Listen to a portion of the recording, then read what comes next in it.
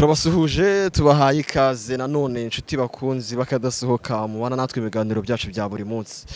Twakomeje kubereka kuba byateguza ku mbuga nkoranyambaga zacu Instagram, Twitter, TikTok, Facebook n'izindi ndetse yewe na YouTube. Amashusho mwarayakurikiye inshuro zitabarika kuri website yacu monatakadomo.com. Inkuru twarazanditse zigiye zitandukanye. Kuri uyu munsi rero umunsi wageze, umunsi w'ubukwe nyirizina wageze kandi tuje rwose kubutaha kandi turizihiwe turanezerewe cyane. Ni tariki 29 nkuko mubibona ku mashusho, turi kuri BK Arena ahagiye kubera igitaramo cy'umuhanzi akabumuramyi mu ndirimbo zo kuramya no guhimbaza Imana yitwa Richard Nick Ngendahayo.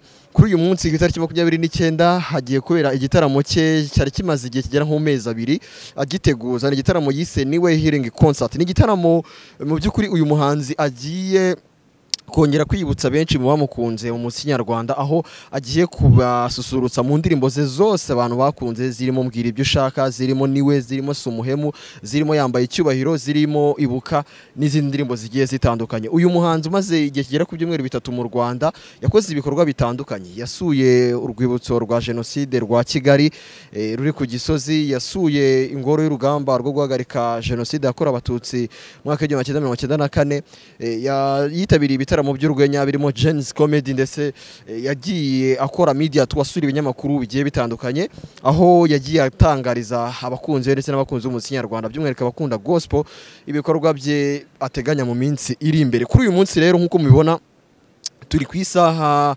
y'isa 11:05. Saa 11:05 abantu barakinjira, amarembo yuguruwe cyangwa se yafunguwe ku isaha y'isa 10 zuzuye nibwo amarembo ya hano cyangwa se gutangira kwinjira muri BK Arena byatangiye. Aha rero ku isaha y'isa 11:04 abantu baracyaza ari benshi.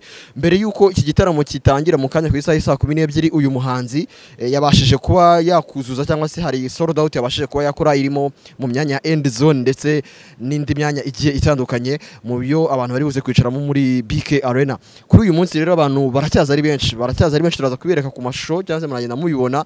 Abantu ni benshi, ntekereza ko iki gitaramo kiraza kuba ari cyiza cyane. Ubwo yaganiraga n'itangazamakuru ku munsi wo kuwa kane, uyu muhanzi yavuze ko mu by'ukuri ari umugambi w'Imana kuba iyi nyubako y'imyidagaduro yayuzuza, ariko nanone aramutse atayujuje nta kidodo yajyana ku mutima, kuko byose ni umugambi w'Imana, niyo ishobora gutanga kuba wakuzuza iyi nyubako abantu bakitabira bakayuzura, ariko kandi ishobora no gushima ko iyo nyubako utayuzuza cyangwa se abantu batuzura bose. Ariko kandi Richard Nick yavuze ko ari igitaramo yizihiwe kuba azataramira abantu akabereka byinshi mu bikorwa bye mu ndirimbo ze mwakunze nyinshi, akazibataramira live. Mu 2008 ava mu Rwanda cyangwa se yerekeza muri Leta Zunze Ubumwe za Amerika, aho amaze imyaka igera muri 17 ibikorwa by'imyidagaduro byari bitaraba byinshi, ibikorwa remezo byakiriye imyidagaduro byari bitaraba byinshi, ndetse icyo gihe yasize igikorwa cyakira imyidagaduro ari Petit Stade. Kuri uyu munsi yaravuguruwe, hari Stade Amahoro, ariko nayo ntabwo yakoreshwaga kenshi mu birori by'abahanzi, wasangaga ari umupira, byaba ari ibirori by'abahanzi bikaba ari bya birori n'undi byahuje abahanzi benshi cyangwa se abahanzi bo ku rwego mpuzamahanga. Ntabwo umuhanzi umwe nyirizina yashoboraga kuba yakifatira Stade Amahoro ngo ayikoreremo igitaramo. Kuri uyu munsi rero Richard Nick Ngendahayo nyuma y'imyaka 17 wagarutse mu Rwanda. U Rwanda rwarateye imbere, u Rwanda rwarakuze kandi ruranda. Hari ibikorwa bitandukanye by'imyidagaduro nk'iki uyu munsi ari buze gukoreramo igitaramo. Hari BK Arena imeze neza cyane, hari ibikorwa bigiye bitandukanye birimo niyo Petit Stade yavuguruwe, n'ahantu henshi zari ya Kotira hari. Uyu munsi uramutse ushatse gukora igitaramo mu Rwanda by'umwihariko mu mujyi wa Kigali, n'ahantu henshi wagikorera kandi heza, igitaramo cyawe kikagenda neza. Kuri uyu munsi rero uyu muhanzi araza kubataramira abantu benshi, uruvunganzoka yavuga ngo ni abantu benshi bari buze kwitabira iki gitaramo, by'umwihariko harimo n'abanyacyubahiro, kuko Richard Nick Ngendahayo ni umwe mu bahanzi bagize indirimbo zakuze ku mitima ya benshi biturutse ku nyandiko zayo, biturutse ku buhangazwiho mu muziki muri rusange. Abantu rero barakomeza kwinjira, gusa icyo nakubwira nuko kuri line up usibye Richard Nick uri buze kuba ari umuhanzi nyirizina mukuru nyiri iki gitaramo, hari abandi bahanzi barimo Irene Gabi Kamanzi uraza gususurutsa abantu mu ndirimbo ze nawe zigiye zitandukanye. Za ndirimbo wamukunzemo zirimo Arankunda, zirimo Amahoro n'izindi, izo zose Gabi ari buze kuzitaramiramo abantu. Iki gitaramo kandi haraza kuba harimo abandi baramyi bagiye batandukanye, barimo Rene akaba ari umutware wa Tracy. Iyi ni couple irazwi cyane, ni abahanzi mu ndirimbo zo kuramya no guhimbaza Imana. Kuri uyu munsi rero baraza kuba nabo bari muri iki gitaramo, ndetse iki gitaramo cyaza kuba kiyobowe n'umusangiza w'amagambo Tracy Agasaro, niwe uraza kuyobora ibirori byo kuri uyu munsi. Ni ibirori byagizwemo uruhare n'abafatanyabikorwa bagiye batandukanye kugira ngo Richard Nick Ngendahayo aze gutaramira mu Rwanda kuri iyi nshuro. Imyaka yagera muri 17 mu by'ukuri kubaje kuri iyi nshuro byerekana ko hari icyo Imana yari yateguye, hari umugambi Imana yari yabiteguyeho. Ikirere cy'uyu munsi cyabaye cyiza, twiteze ko nta rwitwazo rw'uko umuntu ari buvuge ngo sinahageze kuko imvura yaguye. Mu by'ukuri igicamunsi cyose nta mvura igeze igwa mu mujyi wa Kigali, bivuze ngo aho uri hose dukurikiye uri bureba ayo mashusho igihe cyose yakugereraho unyaruke uze muri Bekare naho ubundi twirebere ibi birori. Reka ngushimire naho njyewe nitwa Gladiator, reka nshimire mugenzi wanjye Fiston uri kumfasha ku mashusho. Muze rero dutambagirane turebe ngo muri Bekare nabyifashe gute aka kanya, ku mashusho byifashe gute. Yego, twakomeje kubabwira tuti Bekare na kuri uyu mugoro waraza kubera ibirori, abantu bari kwinjira na masaha yo kwinjira nkuko twabigarutseho. Amarembo yafunguye ku isaha y'isa 10 z'igicamunsi nibwo amarembo yarafunguwe. So abantu rero baracyari kwinjira, binjira banifotoza muri iyi nyubako nziza y'imyidagaduro. Rwose tunashimira umukuru w'igihugu nyakubahwa Perezida wa Repubulika Paul Kagame. Rwose iyi ni nyubako ugeramo ukabona ko u Rwanda rufite ibikorwa remezo, ukabona ko u Rwanda rukataje mu iterambere. Iki gitaramo rero nubwo abantu bari kukitabira, nagihoze mbibabwira ko hari icyitwa sold out yamaze gukorwa, cyangwa se amatike yamaje kugurishwa yose hamwe. Ubundi ahantu ho kwicarwa muri iyi stade yose cyangwa se muri iyi BK Arena ni ahantu hagera muri hatandatu. Aho hantu rero muri hatandatu cyangwa se muri iyo myanya itandatu yose umuntu yakicaramo, ahantu hagera muri 4 hamaje gukorerwa sold out cyangwa se hamaje kugurishwa amatike. Ubu nta tike wabona yaho. Ahamaze kugurishwa amatike yose cyangwa se amatike ahantu yashize ni muri Platinum aho itike yaguraga 30,000, ni muri Diamond aho itike yaguraga 25,000, ni muri Gold aho itike yaguraga 20,000, ndetse na End Zone aho itike yaguraga amafaranga 15,000. Ahantu gisigaye amatike naho atari menshi na ahantu hitwa muri Standard Lower Ball, ubwo ni hasi wegeye kuri stage. Hishyurwa amafaranga 10,000 ndetse na Upper Ball 5,000, ariko kuwaguze itike hakiri kare. Niho hantu habiri honyine hasigaye amatike muri iyi nyubako ya Kigali Arena muri iki gitaramo cya Richard Nick Ngendahayo. Ni gitaramo ubona ko cyitabiriwe n'abantu b'ingeri zose, kuva ku bakuru, abato, abantu bose batandukanye bakitabire, kuko uyu ni umuhanzi wagiye yinspiring a generation from generation to generation. Ni umwe mu bahanzi bagiye bagira indirimbo zidasaza, ni umwe mu bahanzi bafite indirimbo umwana uyu munsi yayumva, umukoresho yayumva, uyu munsi wayumva, ejo wayumva. Afite za ndirimbo zidasaza kandi ni kimwe mu bintu arusha abahanzi benshi burungano rwe. Uyu muhanzi nkuko nabigarutseho kare, amaze igihe kigera ku byumweru 3 ageze hano mu Rwanda. Ni igihe yageze mu Rwanda kandi asobanura ko mu by'ukuri ari ibihe yahishimiye, kandi mu myaka ijya muri 17 yaramaze atahagera. Yahakuye byinshi, yahizigiye byinshi muri Amerika, kuko buriya kumara imyaka 17 muri biriya bihugu byo hanze y'u Rwanda n'amasomo menshi umuntu ahigira. Ariko hishima Imana ko uyu munsi yashimye ko noneho bwa nyuma na nyuma igitaramo cye cya Niwe Healing Concert kiba kuri iyi nshuro. Uyu munsi araza kuba akora igitaramo muri BK Arena, n'ubundi abaramyi mu ndirimbo cyangwa se abahanzi mu ndirimbo zo kuramya no guhimbaza Imana basanzwe buzuza, kuko abarimo Israel Mbonyi ahari mu rugo rwe rwose arayuzuza nta n'igitangaza, kuko Israel Mbonyi gukora sold out ntabwo biba ari inkuru. Ni nako kandi abahanzi harimo Krizo Ndasingwa ndetse n'abandi bagiye batandukanye iyi nyubako y'imyidagaduro babashije kuyuzuza. Kuri uyu munsi rero dutegereje kureba ngo mukuru wabo akaba umwe mu bahanga beza binjyana arabasha nayo gukora nk'ibyo ngibyo bari umuntu abe bakoze.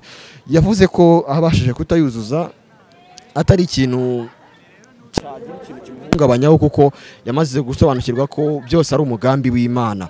Akavuga ko Imana yashimye ko abasha kuzuza iyi stade, byaba ari byiza, ariko kandi atanayujuje nta kidodo yajyana ku mutima, kuko byose bigenwa n'Imana. Imana niyo ibigena.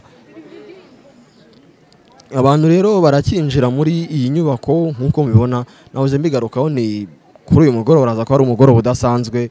Ni umugoroba turaza kurebamo indirimbo nyinshi nziza zo kuramya no guhimbaza Imana. Abantu bo bamajije kwinjira kandi ibirori byo biracyakomeza. Aho dukurikiye rero nakubwira ngo tebuka, kuko ahantu hasigaye amatike nakubwiye na ahantu hatarenze 2 bivuga ngo rero biraza kugusaba ko ukorana n'ingoga kuko usibye ahantu hagura itike ya 5 ndetse no mu bihumbi 10 ahandi hose amatike yamajije gucuruzwa yanashize ibyitwa sold out mu ndimi z'amahanga. Ese wowe udukurikiranye ubundi niye ndirimbo Richard Nick ngenda hayo ukunda niye wakifuza ko yaza gutaramira niyihe wakifuza ko yaza gutaramiramo abantu kuri uyu mugoroba? Ibyo byose nibyo dutegereje kuza kureba kuko uyu ni umwe mu bahanzi b'ibyamamare kandi ni icyatwa mu muziki nyarwanda.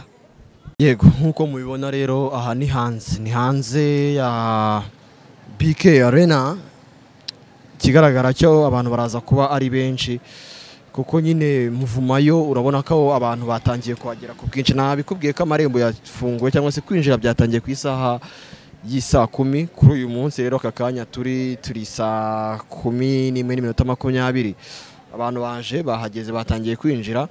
Uko rero niko byifashe hanze ya BK Arena aka kanya. Bigaragara ko ni igitaramo cyitabiriwe kandi cyitabirwa n'abantu b'ingeri zitandukanye, cyo navuga ngo mu bushobozi bwose bushoboka kuko urabona ko rwose unyuze kuri BK Arena wakibaza ngo hagiye kubera iki. Ntabwo ari bya bintu biba byabaye ngo ubone ko nta muvuma nta bushyuhe. Ni ibintu bigaragara ko BK Arena kuri uyu munsi iraza kuba yizihiwe. Ni ibintu bigaragara ko kuri uyu munsi kuri BK Arena hari igitaramo kandi biragaragara cyane.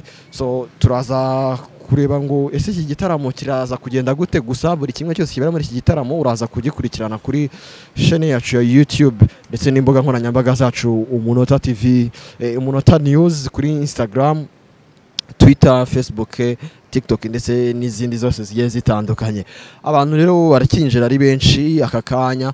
Tugereje ko mu kanya ku isaha y'isa 12 ikirori nyirizina kiraza kuba gitangiye. Ngira ngo nimureba mu bantu bitabira iki gitaramo ushobora kwibaza ngo ariko se ngo Richard wenda igitaramo cye kiritabirwa n'abantu navuga ngo bakuru wenda burungano rwe, ni cyane ko yavuye mu Rwanda 2008 abenshi bakiri batoya.